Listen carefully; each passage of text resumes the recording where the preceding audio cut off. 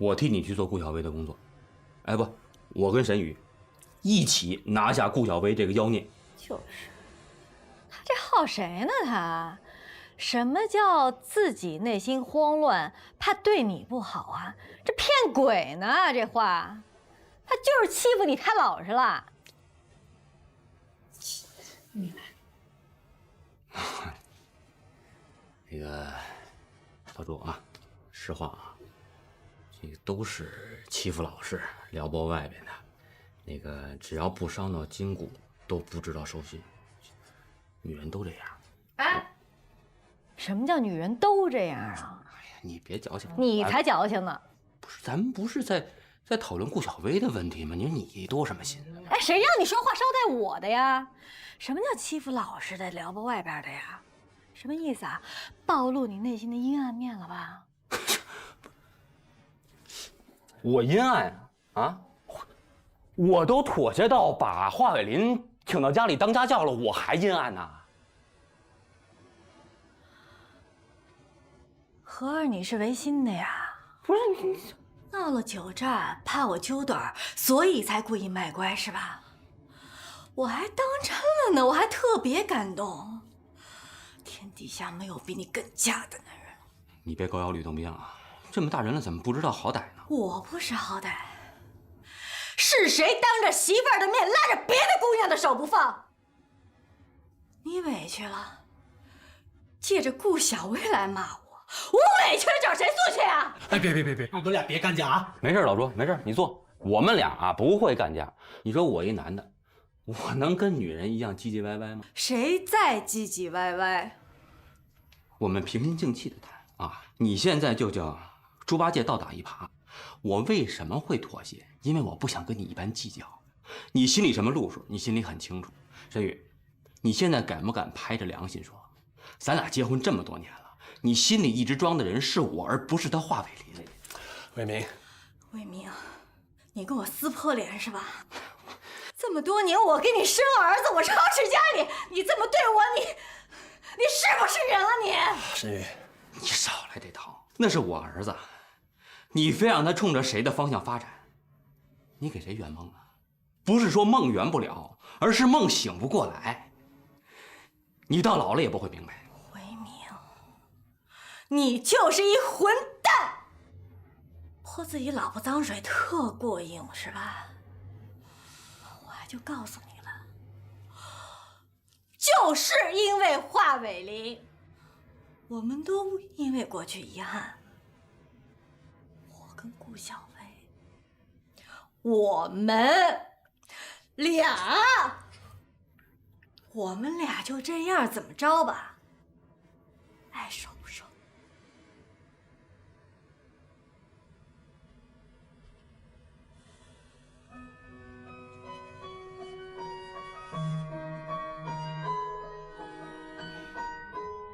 顾小薇，顾小薇，谁呀？朱总，跟我回去。老朱是什么情况呀？我撕破脸了。我撕破脸了！他不觉得我像恩公，他害怕吗？行。我今天就换张脸，老子现在就是个混蛋，跟我回去开战，别想躲着做你的春秋大梦，你躲不了，你是我的。朱铁四，我告诉你，我想怎样，只有我自己决定，谁都别逼我。别拿手指着我喝多了可是没底线的。我朱铁四，我他妈豁出去，我他妈的手够了，我豁出去！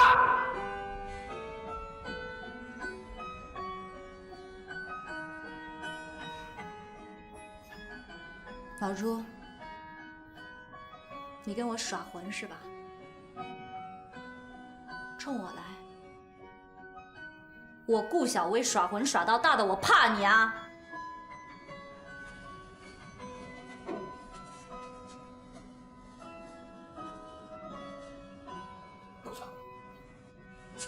来，快走！小薇，你干嘛呀？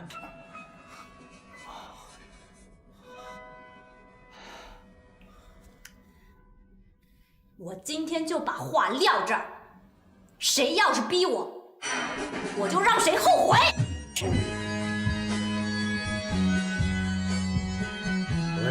小薇。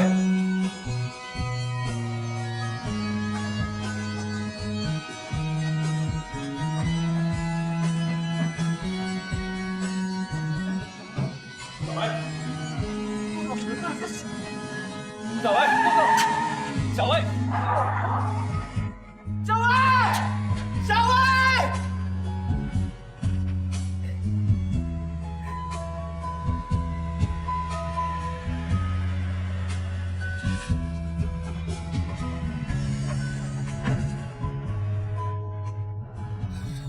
我喝酒了，我醉酒驾驶，我醉酒驾驶，你们管不管呢？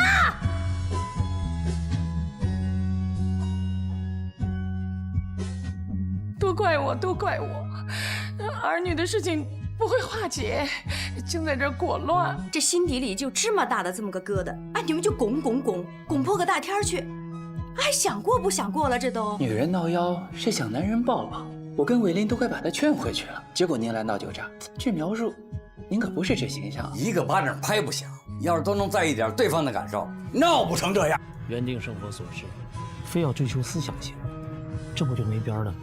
在情感的关系里，有些东西是很脆弱的，一点就着，不能把火往那儿引。谁是敌人？谁都不是，就是自己心里面说不出道不明的那点事儿，任你金钟罩铁布衫，戳准了，都得拉稀。到这份上，你也没离开，说明你醒悟了。浮在台面上的理由，都不是感情冲突的本质。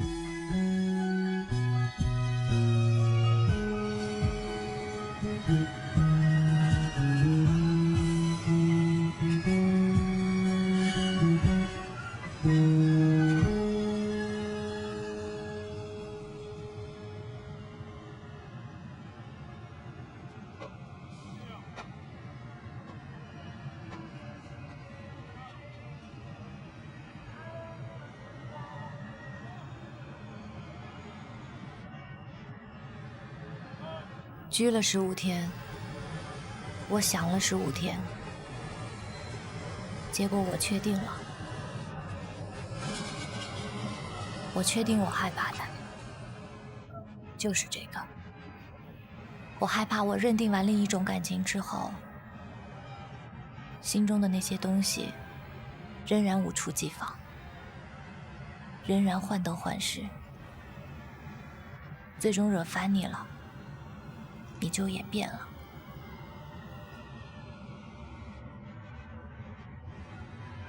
就像魏明对沈宇那样，起初万千宠爱，最终小肚鸡肠。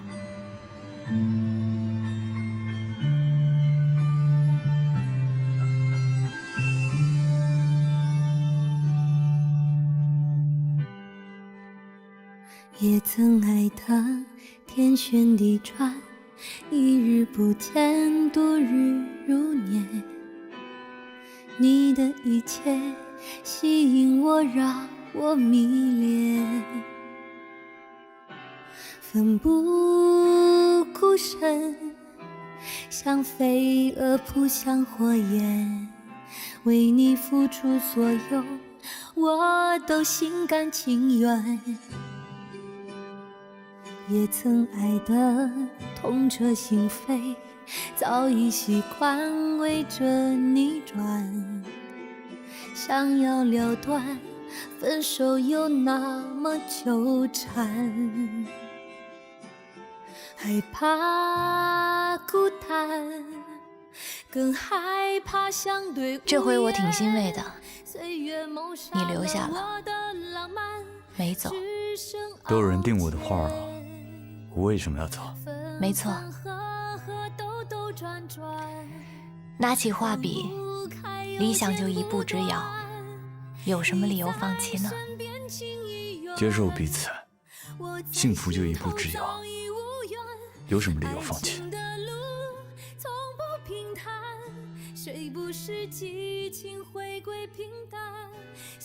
我记得那年阿姨说的那些话，一个人没有方向，就说明了他连自己都不爱。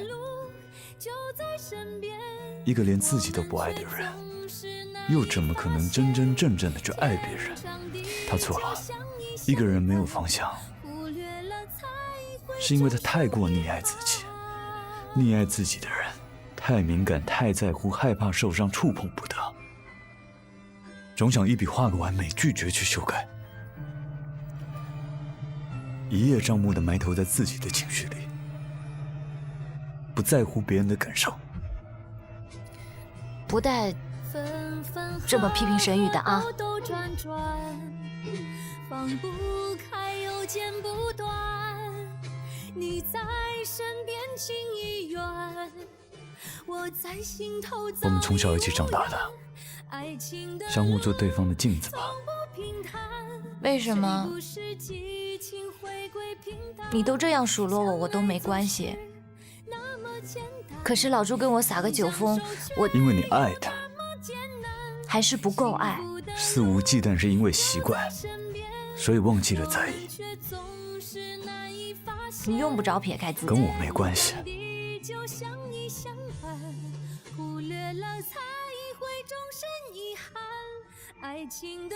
你知不知道我跟沈宇？我知道，我飞不起来，你们就落不了地。所以这回你没走。我没走，是因为我知道这仅仅是个愿望而已，所以我不相信你和老朱和沈宇为您这么多年的感情，会像看上去的这么脆弱。爱情的幸福其实很简单，平凡中的安全感。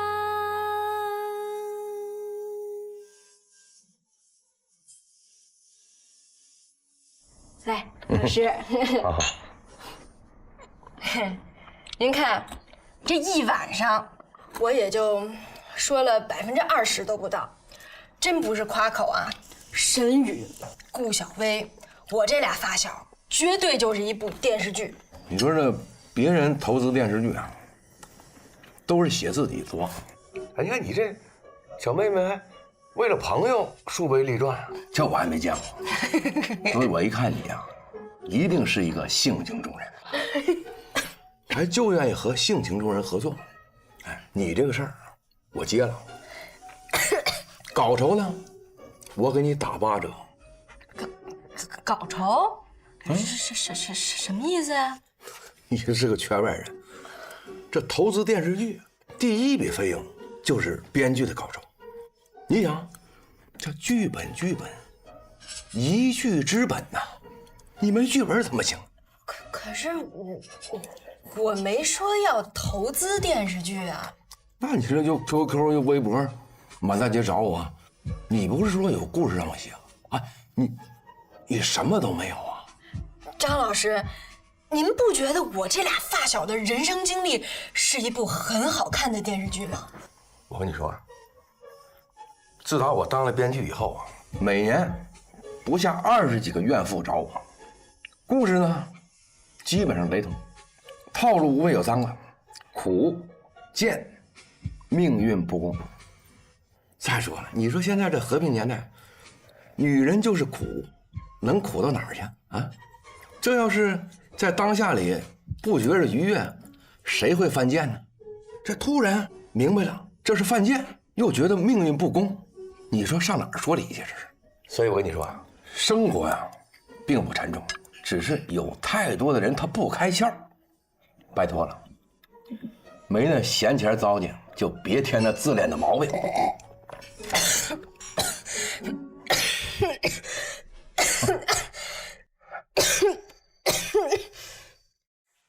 本届花朵杯儿童绘画比赛，咱们魏博凡小平的作品啊，《红豆鱼头范冰冰》获得了最佳创意奖。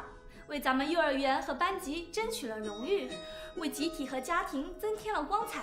让我们再次用热烈掌声向他表示祝贺。好，罗凡下去坐着吧。魔化人是什么呀？花朵、树叶。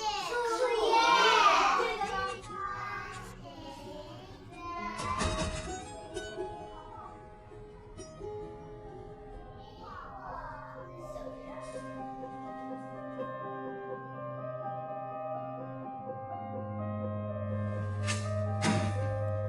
这房子是不是你给租的？大半夜的和他在房间里，是不是你？证据还不止这些啊，魏明。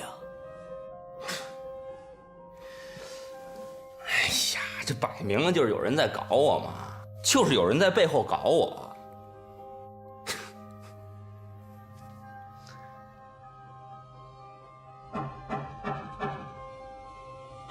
进来。方先生，您找我？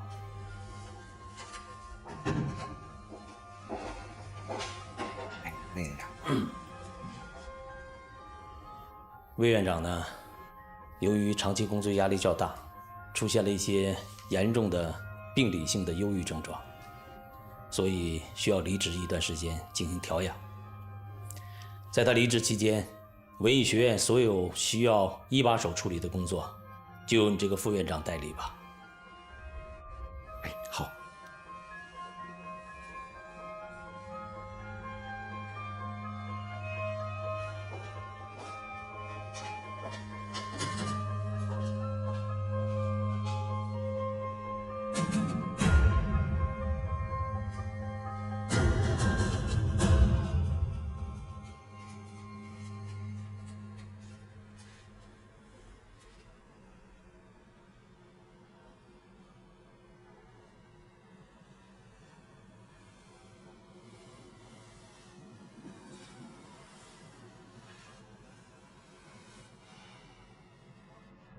这么轻易就把院长的位置让出去了？我现在拿不出证据证明自己清白，就只能吃瘪呗。肮脏，太丑了。哎，你说就这么一亩3分地啊，也勾心斗角。我对院长这个位置一点兴趣都没有，我就羞于当这个官儿。不觉得窝囊吗？沈云啊，现在外边满城风雨的，咱们可不能轻易冒头。那你就是窝囊废。魏明，说句实话，你是不是清白，我真的不知道。我只知道现在有人欺负我丈夫，欺负我丈夫就是欺负我。敌人已经宣战了，我现在只能选择相信你，因为我们要应战。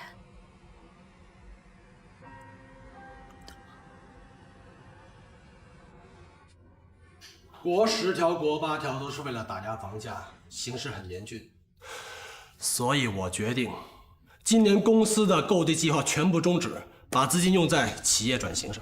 凭什么呀？现在谁购地谁就赚钱，咱们退出，不就是给同行让机会吗？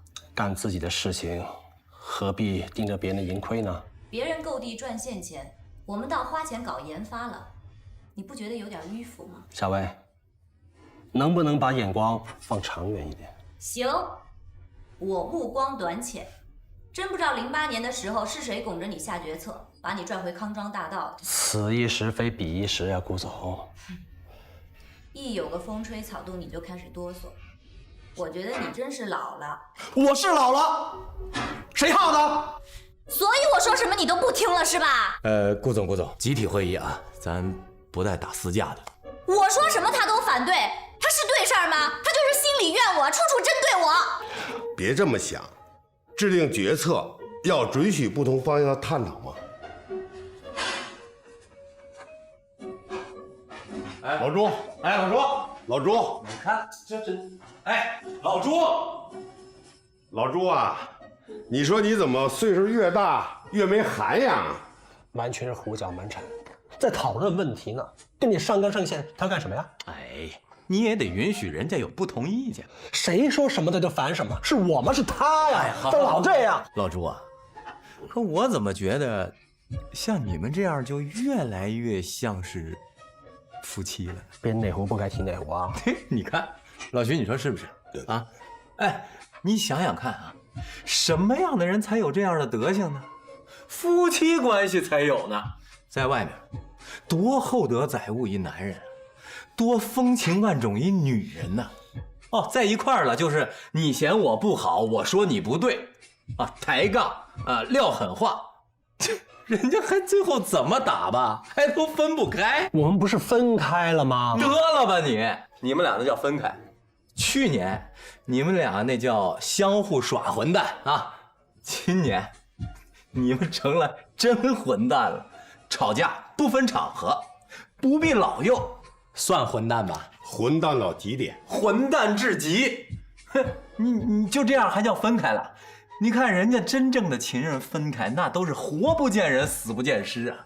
你那个叫华伟林啊，论帅够帅，那论前情那是缠绵激荡啊。你说论才情，人家可是飞速成功的青年画家，如此强敌在侧，咱小薇不是每天晚上还回他的单身公寓吗？哦，孤枕一宿，第二天跟打了鸡血似的回公司跟你拌嘴。什么样的关系才能有如此死皮赖脸的情操啊？夫妻关系呗。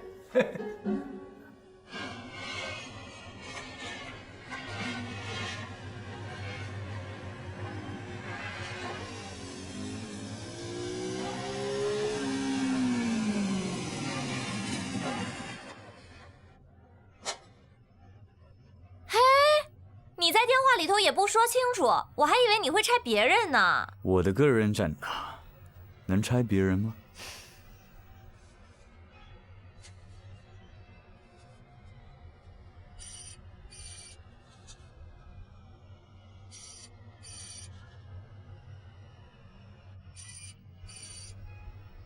怎么不接电话呀？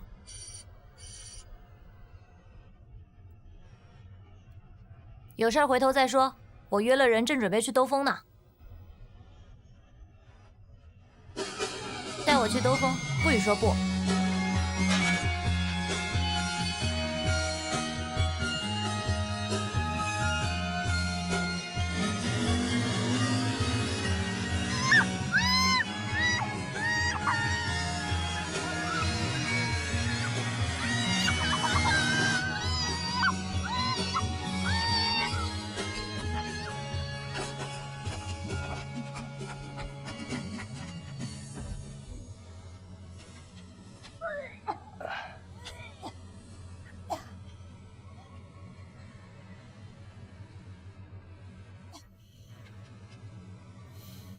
回家吧，都已经过了瞎玩的年纪了，何必这装呢？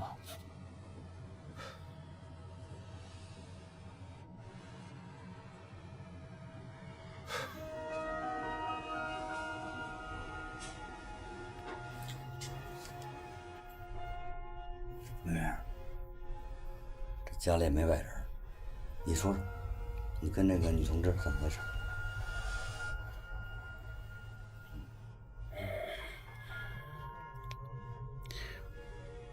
我要是说我没有，你二老信吗？哎，那材料，还有照片，还有那女的，红口白牙呀！啊！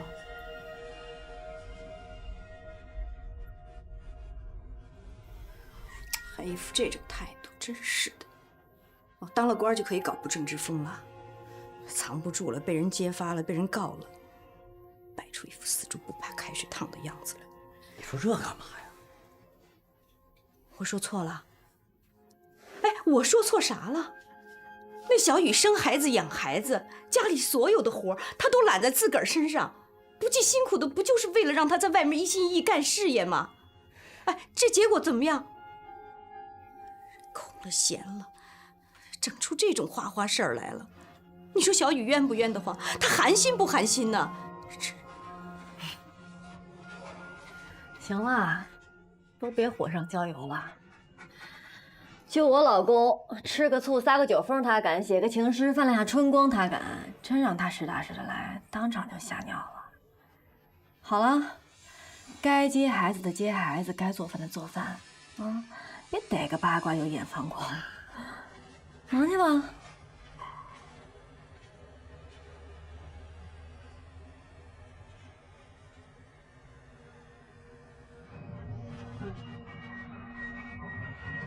方校长，你能把那检举信给我看一眼吗？那怎么可能呢？这凤头浪尖上，明的暗的眼睛全都盯着呢，再给我弄个徇私包庇的罪名。哎，方校长，你们俩都传出柜了，徇私就徇私嘛。这要真管用也行啊。沈宇，我跟你说啊，那个写秘密检举的，明摆着是早有准备，是一个人还是一群人，不知道。这之后还会不会有后手，我们也不知道。这当口，万一我要有个三长两短，谁还能照着你家为民啊？啊，方校长，不会你也认为这事是真的吧？不是，这魏明他自己他也不吭声啊，这是没余地还没底气啊。我说句不得体的话，啊，这男人遭的事，女人别掺和，越掺和越乱，啊。我能这么做，就算他再不是东西，他也是我老公啊。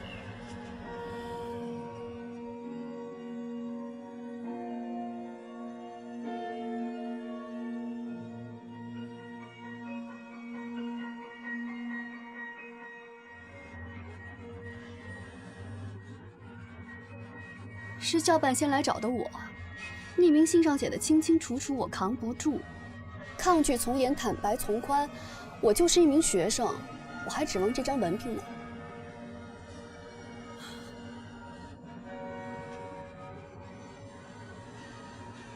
还记得1年级的时候吗？那个时候，你在网上报了魏老师跟我前夫的一些事儿，闹得满城风雨。当时我是怎么对你的？你不能不讲良心吧？这之间有逻辑关系吗？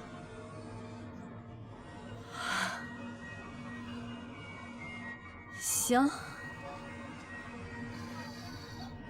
咱们就事论事。他们给你多少好处？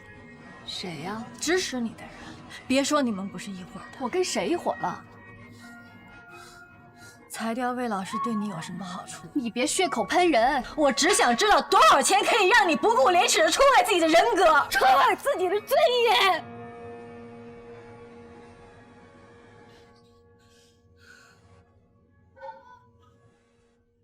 这就是男人，这就是你们男人。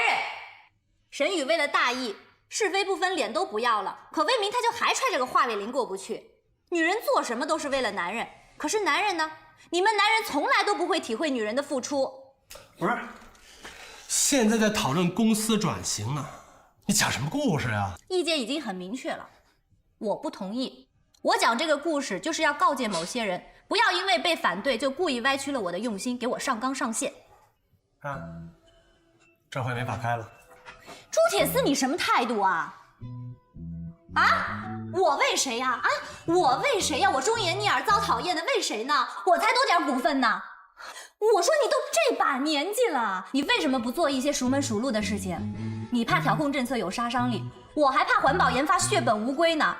新科技那都是双刃剑，搞不好就成无底洞的这种案例还少吗？我可见过你亲临的时候是什么样，还怨我啊？还怨我耗你到老，闲在家里头浇花弄草的时候，是谁陪在你身边呀？啊，落魄的时候是谁不离不弃呀？你还怨我？你怨我？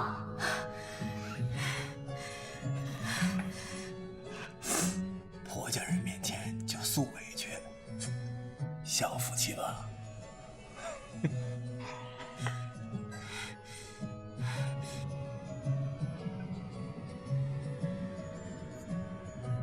么是夫妻？这急了眼了，都敢向命门上捅，这捅多狠，都是皮糙肉厚，伤我得筋骨。这才叫夫妻。你跟沈雨华得共演啊！那你也不能当着众人的面数落我呀。那帮落魄的编剧，你还把他们当大腕伺候，如斯愚昧呀！我不数落你，我数落谁？什么叫夫妻？你容我闹妖，我才敢为你跳江；我冲你耍混蛋，你给我万丈光，这才叫夫妻。你跟朱总、朱铁四好好学学吧。真没想到，一画展被弄得这么热闹。想想黄老板就好笑，你说他逮谁跟谁说梦想，忙到坏了。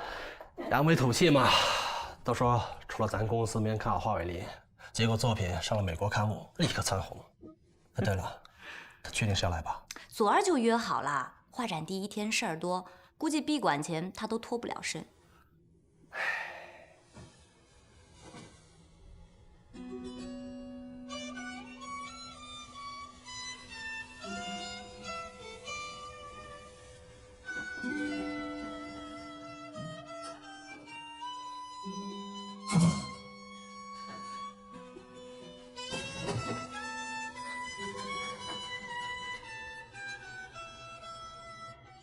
现在敢甩脸子，敢骂人，真不要我了是吧？你信不信？今天是我策划好的，我保证这屋里头处处有惊喜。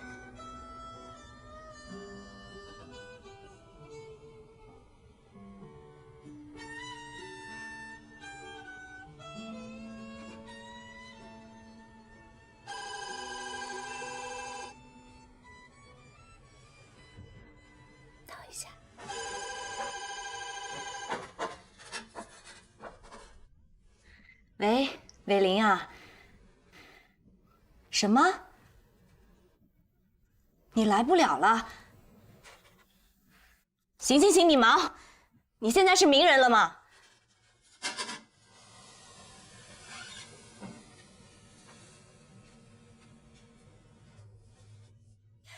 安排的挺好的啊，一到跟前他就给你放鸽子，他什么玩意儿嘛他？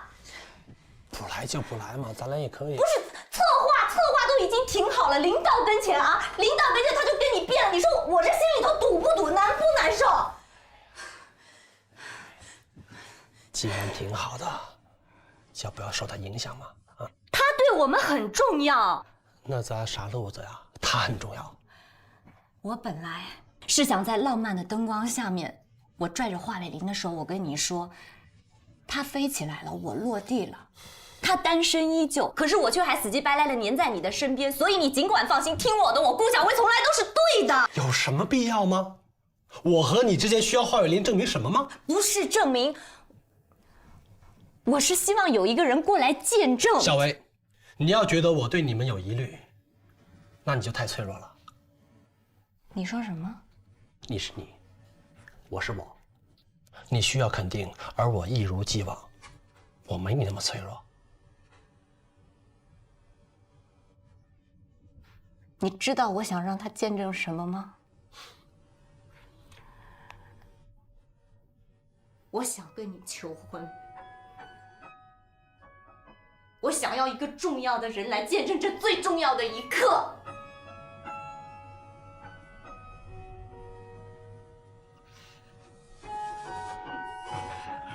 小薇，小薇，小薇，别，对不起，是我错了。我算是见到真嘴脸了，你处处跟我过不去，事事看我不顺心，你就是憋着那点小人之心过不去呢。哎，你听我说，不是你想的这样子。你跟魏明就是一丘之貉，区别就是你比他还要能装。我没有啊！你什么没有？你别炸，千万别炸！仍然是美好的一天，你要相信我，也是有浪漫的一面的。能力不？你等等啊！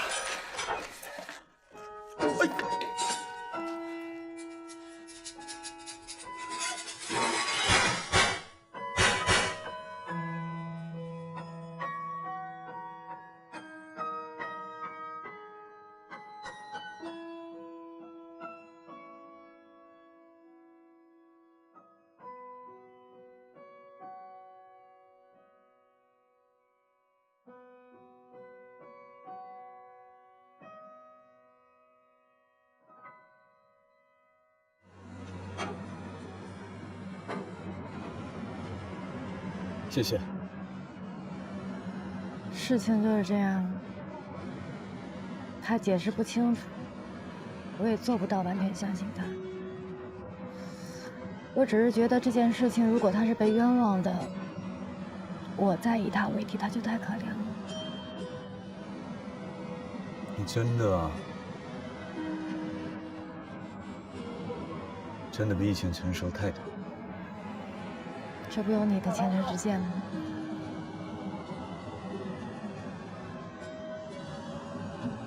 婚姻斗争、桃色事件，好像是必然的事。说实话，我觉得他就是窝囊。你说人家遇到这种事情没理还搅3分的，他倒好，一声不吭，还不让我出头。就算没有半点用，至少证明自己的鲜明立场吧。这事情没有任何进展了。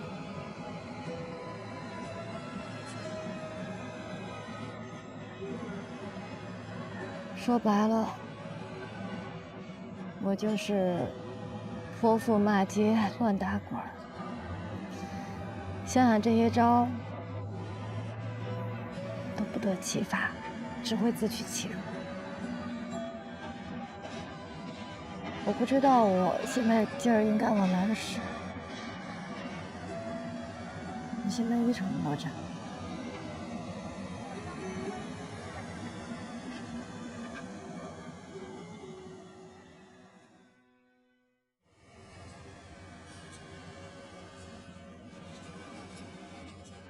我跟老朱是好不起来了，搞个情调，玩个浪漫，最后都得砸锅。老天爷都看我们不顺眼。你是真想跟他结婚啊？这状态也不像啊。你老光棍，你懂什么呀？我告诉你，老朱吧，以前跟个爹似的，什么事情都纵容我。可关键他不是爹呀，他不应该理所应当。所以，我总是把他当成恩公，生怕亏他欠他。自打有一次他跟我耍了混蛋以后，他可能是找着快感了，有事儿没事儿他就跟你斗气。可是最后呢，我这心里头反倒越来越踏实了。我还是光着吧，养个女人太费心思，太累。可我这心里头又有点犯怵啊。你说他这状态啊，是吧？都不联系我了，是不有我没我都无所谓了。所以你非要拽着小花陪你求婚？老朱多多少少他是在乎的，我想让他心里也落踏实嘛。锁哥面前别装，你真的这1年就这么素着，跟他没干点什么？老朱在上，我敢吗我？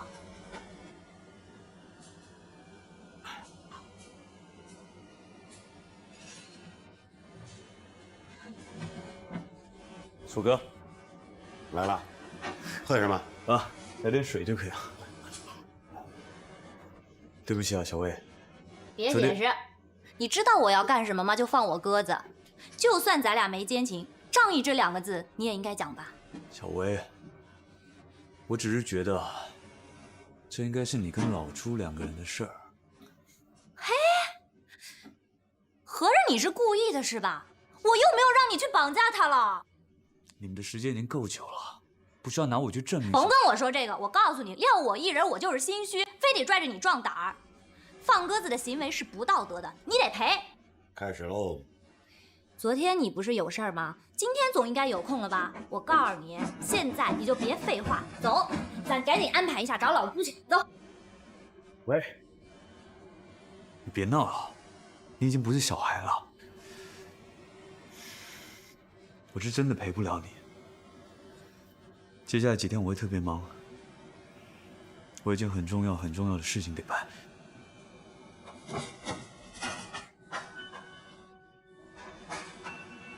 小薇，顾小薇，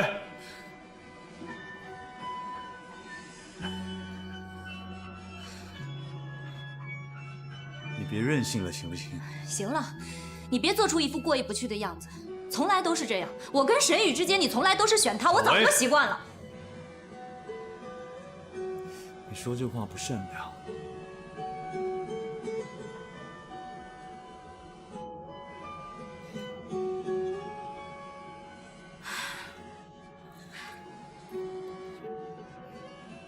我何必计较这个？时过境迁了，你也早就不是唯一。我应该很淡定，表现得特别淡定。其实，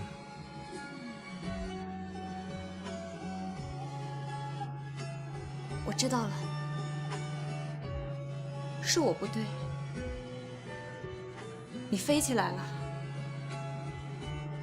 我就该落地了，就是这样。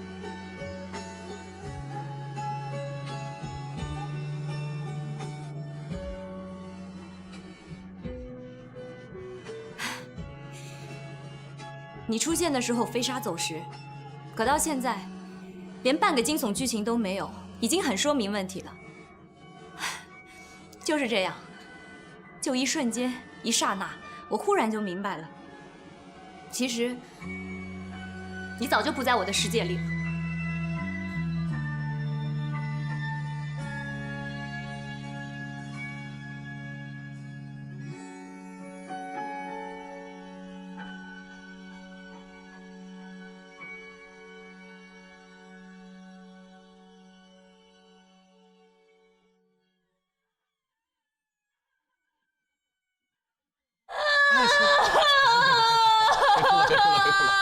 别哭了，别哭了。我跟黄伟林都闹翻了，我为了你都跟黄伟林闹翻了，都是为了你，都是为了你，你还处处针对我，动不动就跟我发脾气，我可不可怜呐？我就是好心没好报。是我错了，是我错了。昨天是我为民夫妻搞坏了气氛，我向你赔礼道歉啊！我就是好心没好报，我做什么都不是为了你啊！我投反对票怎么了？我就是觉得企业转型有风险嘛，我就是怕赔嘛，我是把你当成跟我是一根绳上的蚂蚱，所以才怕赔的嘛。怎么又闹上了呢？事儿是面的，态度是里的。我伤心的是，无论啥事儿我都为了你，可是还不落好遭你讨厌呢。是我态度有问题，我错了，知错就改还是好同志嘛，对吗？以后我都听你的，都听你的，任何事情绝不跟你对着干，好不好？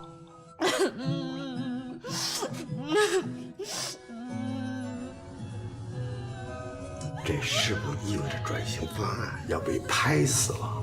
哎，内线公事，省得咱俩费口舌了。重大决策就这么草率了。溜，喝酒去。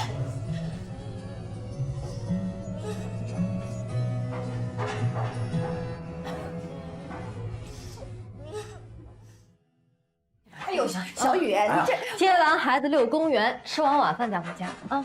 不是那个，行，出去吧。好。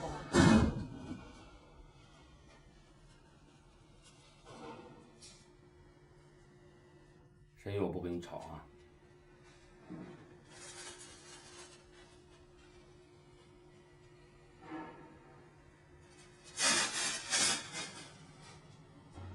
文林，我告诉你，女人都这样，外头没地儿发泄，回家就得发疯。别以为惹了是非，回家就能躲清静。这家不是你的乌龟壳。说的过分了。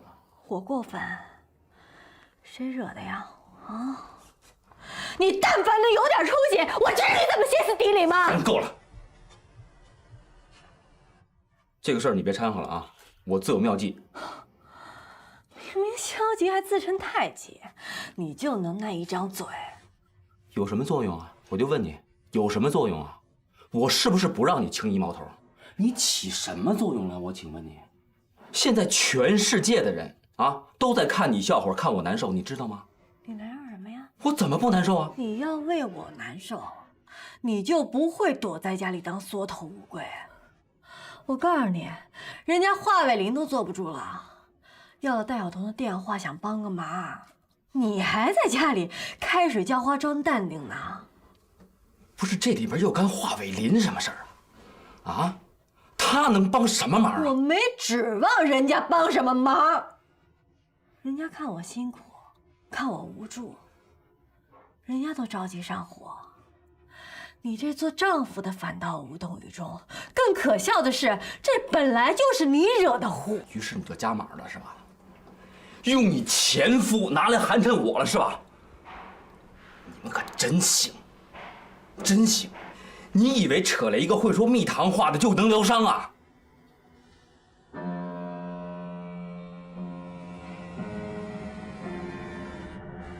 你是沈老师派来的？看来你还记得我这位励志哥啊？咱俩合过影，也算是有点渊源，我就不跟你兜圈子了。戴晓彤，你开个价吧，要不这样，雇主给你的条件，我翻倍。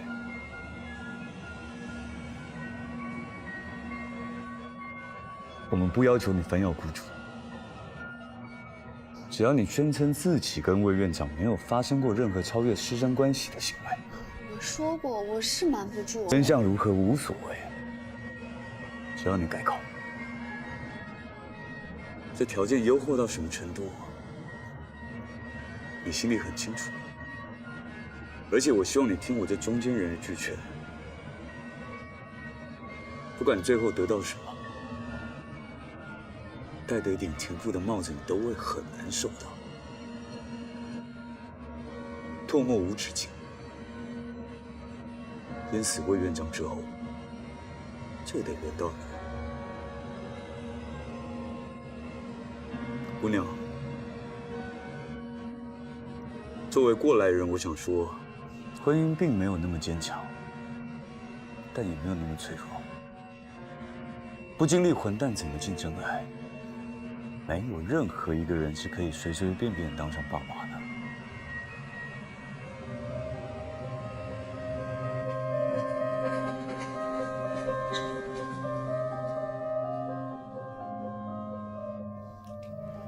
我有事儿跟你商量。什么叫不是时候？我被威胁了，知道吗？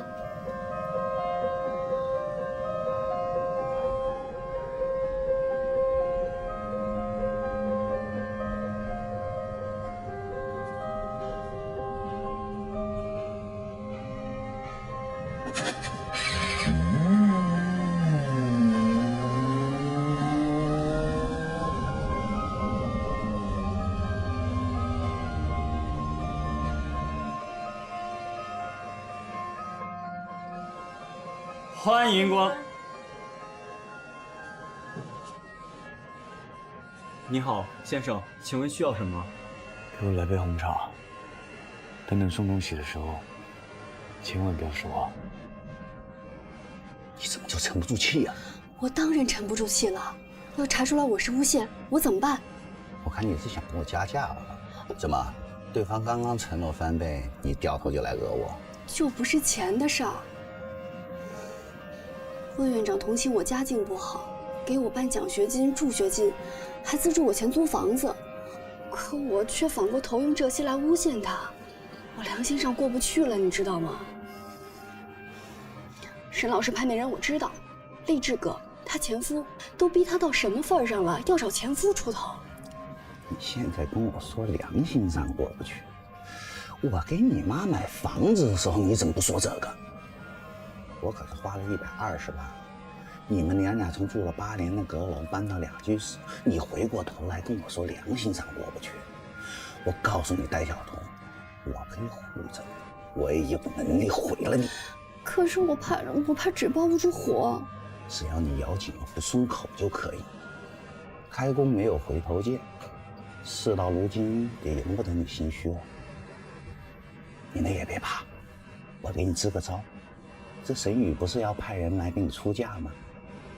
你呢就约他再谈一次，记得把谈话内容给录下来。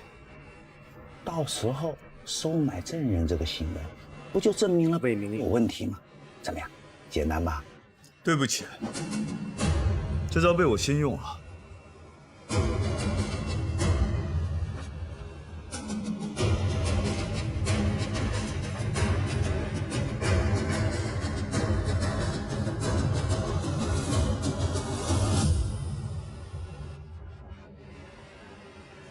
看清楚了，录音笔。要搞阴谋，至少得找个封闭的空间。你这太没有技术含量了。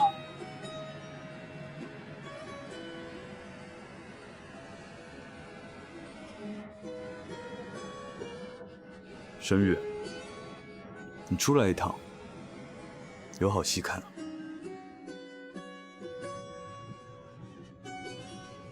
害魏明的那个人揪出来了，呀，那他现在心情当然好了。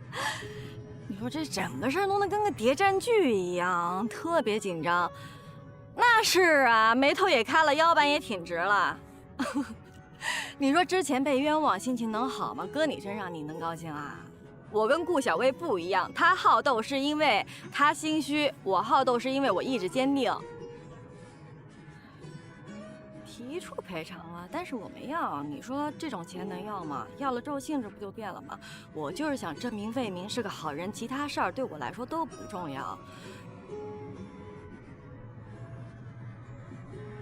哎，等会儿叶霞，那个我一会儿再给你打啊。我跟一个人说2句话啊，拜拜。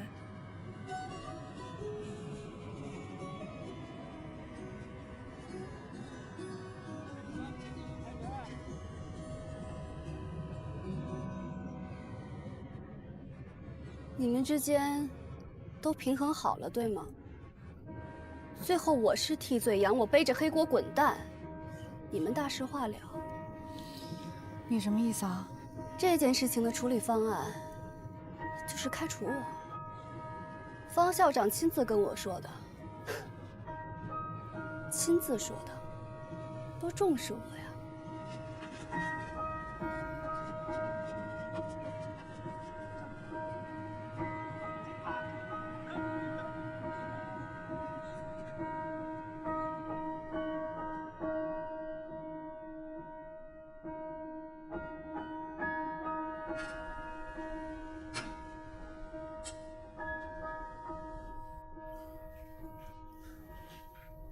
这么处理有点缺德吧？他是不是说谎了？是不是诬陷你了？不应该这么处分吗？可他毕竟受的是聂伟民的指使，更该处分的人是谁？啊，这就是你给我的答案吗？真相盖了，脏水全往一个女孩子身上泼。魏明啊，校方有什么难处，我想你是清楚的。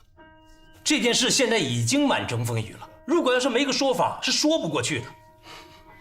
可是，一桩权力争斗的丑闻，要是公之于众，文艺学院的脸往哪儿搁？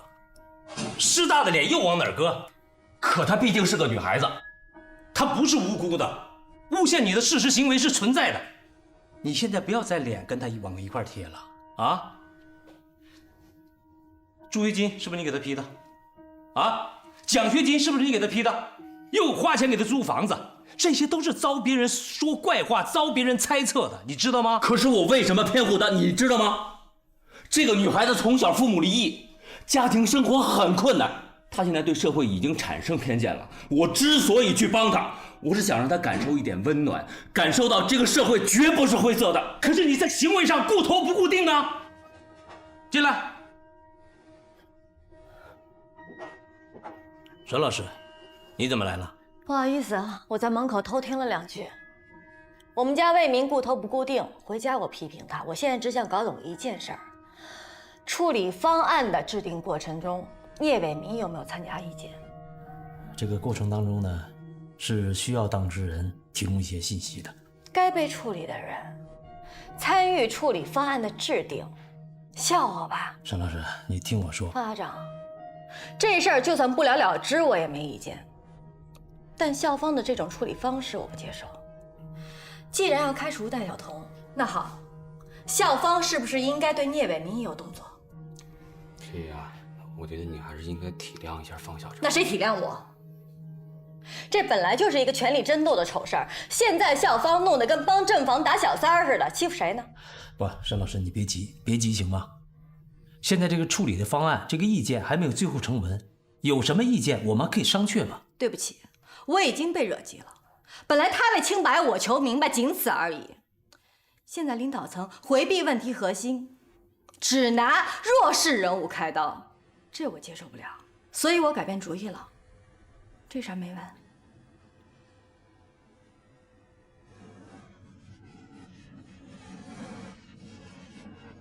女人都是为了斗气儿在斗争，不讲原则，缺乏理性，所以我跟朱铁丝这样是不对的，必须改。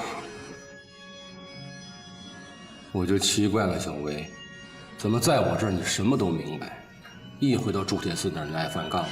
不会了，以后绝对不会了。我今天来这儿就是跟您表决心的，我要向太太的角色转变，要贤良淑德。什么？爸没听清，你再说一遍。贤良淑德。不是，你笑什么呀？这事对你有点难呐。爸，你怎么这样啊？哎呀，我的小薇长大了。哎，你还记得我第一次见朱铁丝对他的评价？我说，华伟林可能会点燃你，但绝做不到像朱铁丝那样，能让你润物细无声地感受温暖，散发温暖。经过时间，现在给了你一个很好的证明了，对吗？是，怎么耍狠都不敢离开他。哎呀，我认了，我认了还不行吗？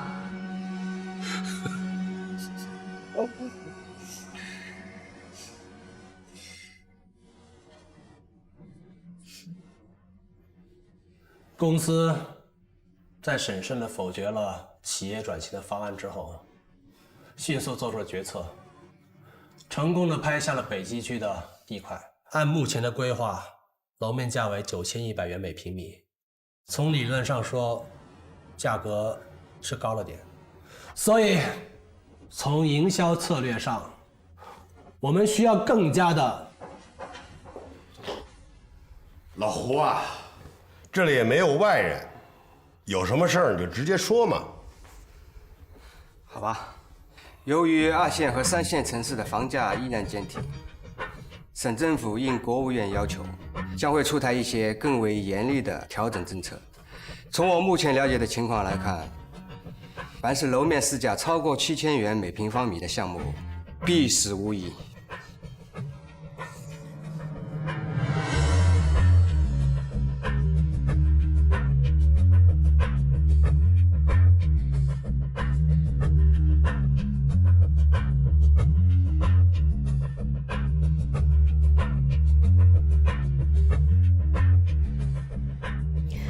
我承认我当时是有点激动，但是这黑锅要都让戴晓彤背的话，我就过不去了。魏明什么态度呢？他也觉得不公平啊，但是有一堆人的面子要顾及，他又纠结。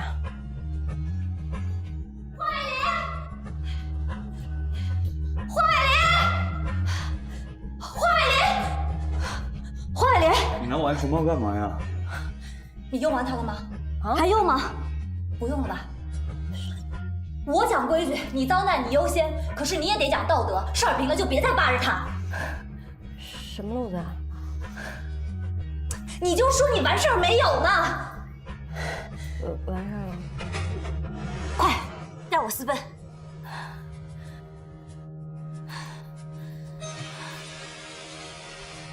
顾小薇，哎呀，顾小薇，你别那么神叨，你还真撒腿就跑呀？ 3个亿呢，粗粗估算就是3个亿。我害老朱赔了大钱，不跑我找死啊！老朱不会这么想的。那我就生不如死了。都到这份儿上了，他还一如既往。我要做牛做马几辈子才能还清这情分呢？钱债伤情，情债致残呢！你别慌，别慌，咱们找老朱好好的谈一谈。我谈个屁呀！我敢面对他吗？华伟林，你要是够仗义的话，就找个地儿给个安审；你要是够慈悲，就干脆跟我一起亡命天涯。 给你做牛做马，我负担还轻一些。你这哪跟哪儿啊？你未婚我未嫁，咱俩感情还有底，能凑合过，考虑考虑。哎呀，赶紧的，先跑了再说。你闭嘴，华丽！哎呀！怎么着？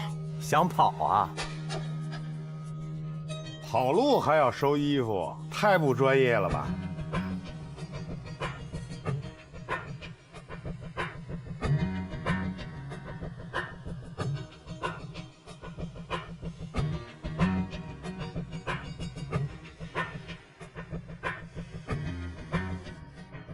并不是心存故意，才是单身公害。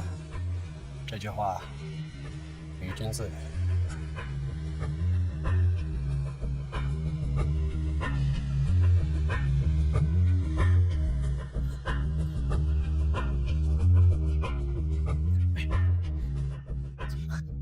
当初你俩也反对公司转型，凭什么赖我一人啊？可我们没有对老朱采取强制手段。 你做了呀？谁知道你们撂爪就去拍地啊？这房企不拍地，你让他拍挂呀？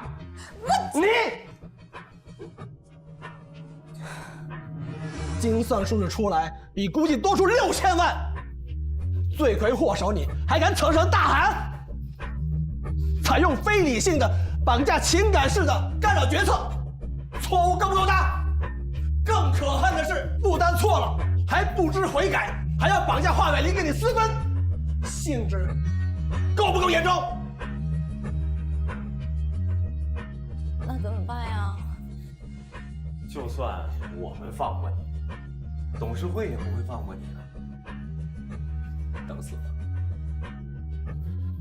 老朱，谁都必须为自己的行为买单。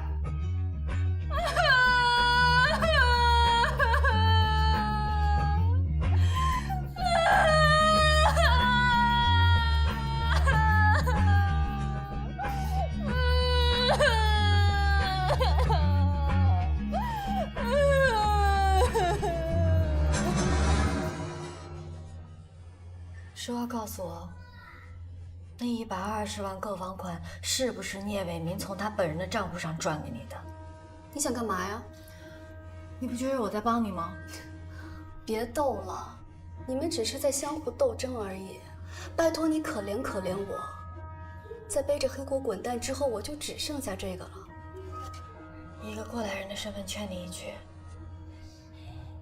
女人在年轻的时候，可以流氓混蛋耍三清，只要你够漂亮，身材够好，也许还能成为一种个性，受到很多人的追捧。但是，在大是大非上，你不能犯任何错误。你但凡犯了一点错误，你这辈子都看不到阳光。你不可以选择错，明白吗？您真是站着说话不腰疼。从小到大，您受过苦吗？你知道挤在一个满是杂物、冬冷夏热的阁楼里是什么滋味吗？阳光，7、8、9月阳光弄得满屋子馊味，我烦还来不及呢。你觉得我是来求你的，是吗？其实我这次来根本就对你没有抱任何的希望，只是心疼魏老师，真的。百无一用，是个文人，还自己觉得自己是个教育家，使命感泛滥，用父的心，吃别的命，活该。您就这么评价自己的丈夫吗？不是吗？他还一直在他的美梦里呢。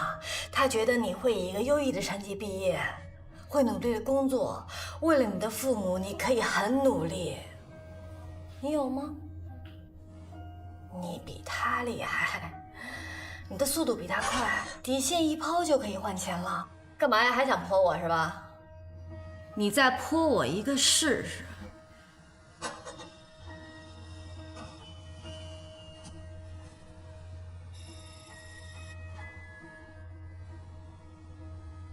刘校长。行，马上就到。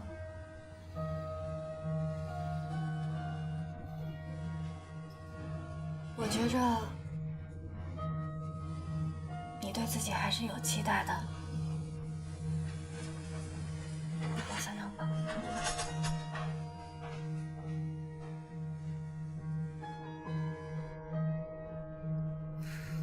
经过校方的研究决定，对处理方案做出了这样的调整：戴晓彤的开除处理改为留校察看，这样不失改过自新的期望。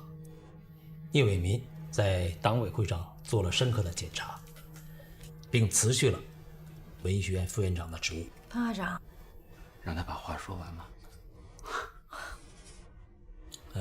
省厅呢，现在正在试点改革高校教师的职称评定工作，在倾斜度上更倾向于教师本身的职责。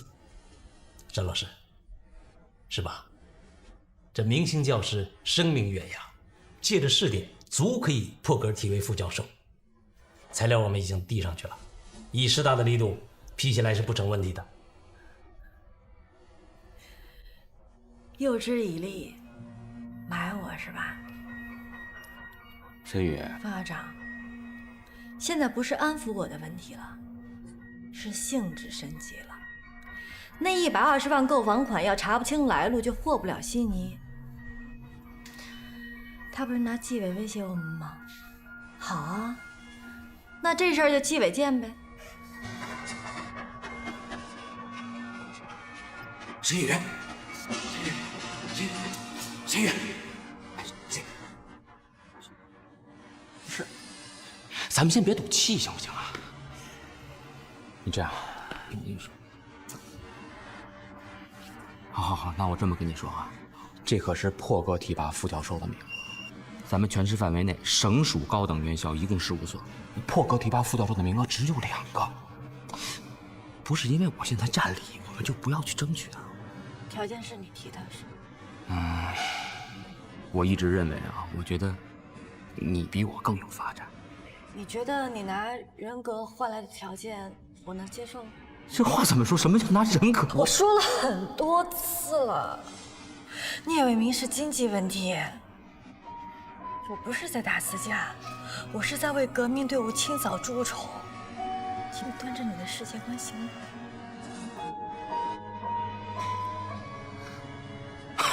是不是？哎呀，何必把事情闹大呢？啊，你说这么着对谁都没好处，是不是？就是，你都不知道对方的背景，就这么不依不饶的，到时候没准吃亏的是自己。对，申宇，咱们得这么看啊，你我咱们都是师大人，你总得有点大局观吧？这毕竟不是一件光彩的事儿啊！你非要往大了闹，你说对艺术学院、对整个师大100年师大这个声誉都会造成很恶劣的影响的。对，这个魏明啊也官复原职了，搞鬼的聂伟民呢也发了，同情那个女学生的处分呢也减轻了。从面子上咱不说，对呀，还能破格升副教授，哎呦，这多合适啊！哈，合着我这扑腾一圈就为了占便宜去了？申宇，你这，咱们就事论事啊，你别阴阳怪气的。谁阴阳怪气了？哎，我就奇了怪了，明明是个惩恶扬善的事儿，怎么弄得我跟坏人一样呢？啊！从进屋到现在，你们有谁骂过、批评过坏人一句没有？都把矛头指向我，这是为什么呀？你们有没有立场啊？我们不是怕你遭恨吗？就是，坏人不遭恨，我遭恨，都什么逻辑啊你们？还光荣年代过来的呢，遇到坏人坏事，赏个便宜就让人走啊？是不是还得揣着便宜偷着乐呀？沈宇，就你们这些觉悟啊，还怎么让这下一代健康成长？说呀你。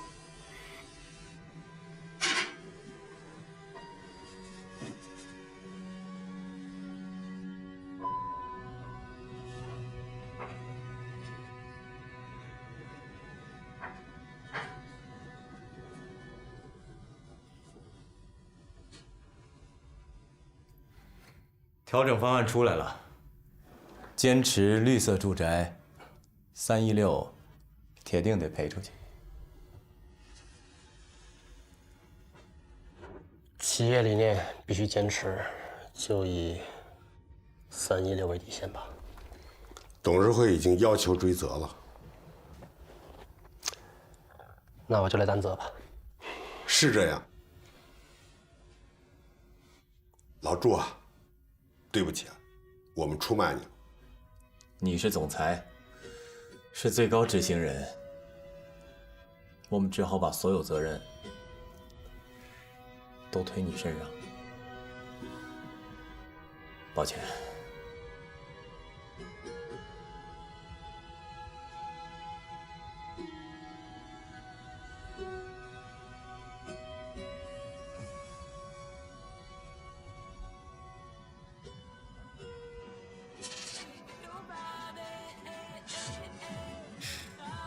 人没跑鸟，心里也就踏实。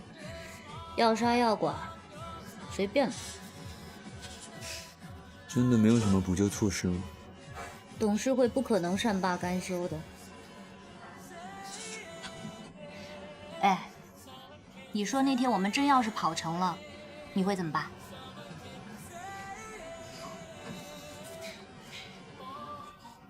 我会陪你混上一段时间。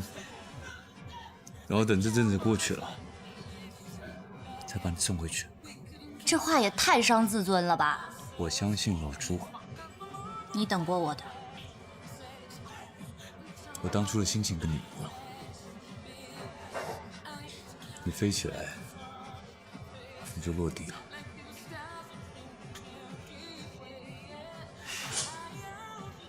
谢谢你，可以跟我说实话。是啊，仔细想想，也就有你才能点燃一下，很快自己就熄灭了。现在你倒更像是个娘家人，闲了去看看，有难才去依靠。谢谢你，这么多年都没嫌我和沈宇烦人。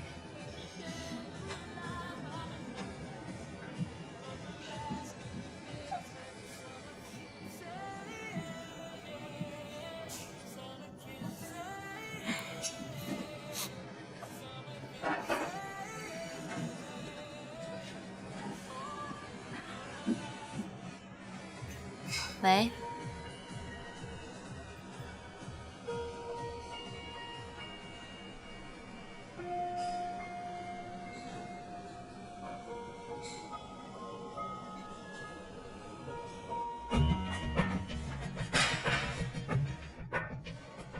你们凭什么？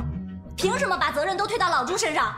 小薇，你听我跟你解释。我听个屁啊！平时你亲我亲，说话比唱的还好听，关键时刻就出卖战友保自己平安。废话，你还想跑呢？我那是一时错乱，跟你们卖乳求荣不是一性质。顾小薇，不要乱说啊！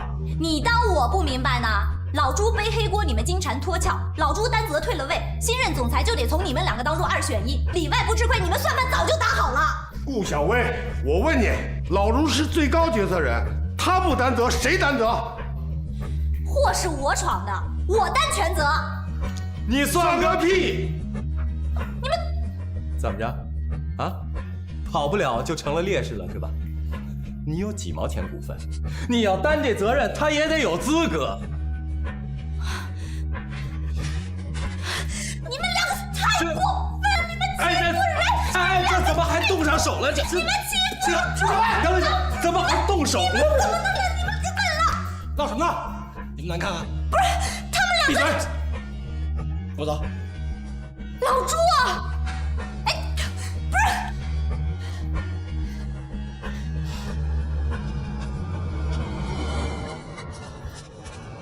干什么呀？你多大了？什么呀？35了，是该学会优雅点了吧？你管呐？我不管你闹事儿啊！拜托，你有没有良心啊？我是在替你打抱不平好吗？哼，现在讲良心了，闹私奔的时候良心放哪去了？所以我说嘛，你们女人就是情绪动物，不动脑子只图一时痛快。我话没说完呢。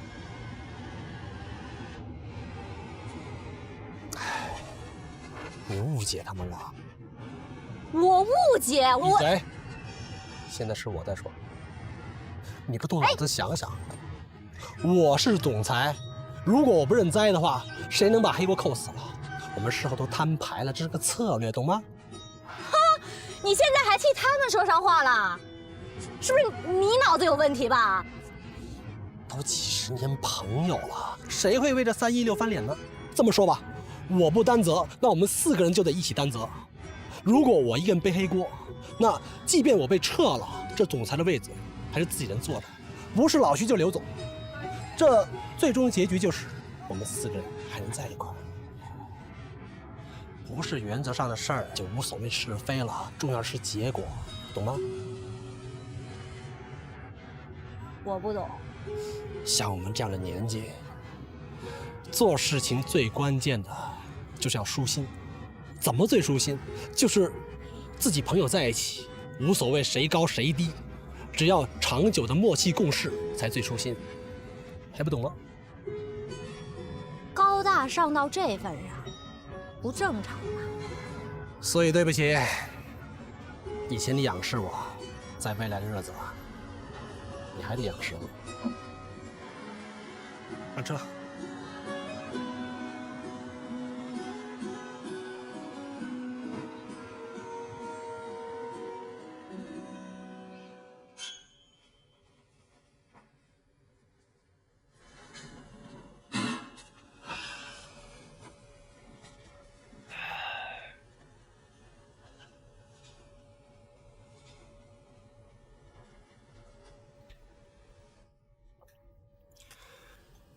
给你3天时间收拾细软，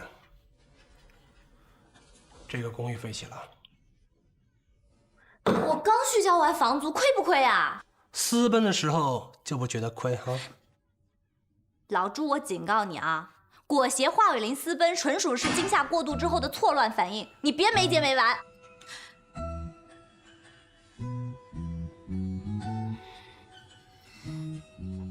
我不是没脸见你吗？给我带上。这个在我这存了多久了？你逃1次，逃2次，逃3次，你没完没了了哈！如果今天你不老实给我带上，我保证你永远见不着他。你还敢要我呀？你把我耗了这么久，我不要你要谁？带上！你别那么凶嘛！杜小薇，你给我听着。那年你回来找我，说如果你输了，把你自己赔给我。那是当时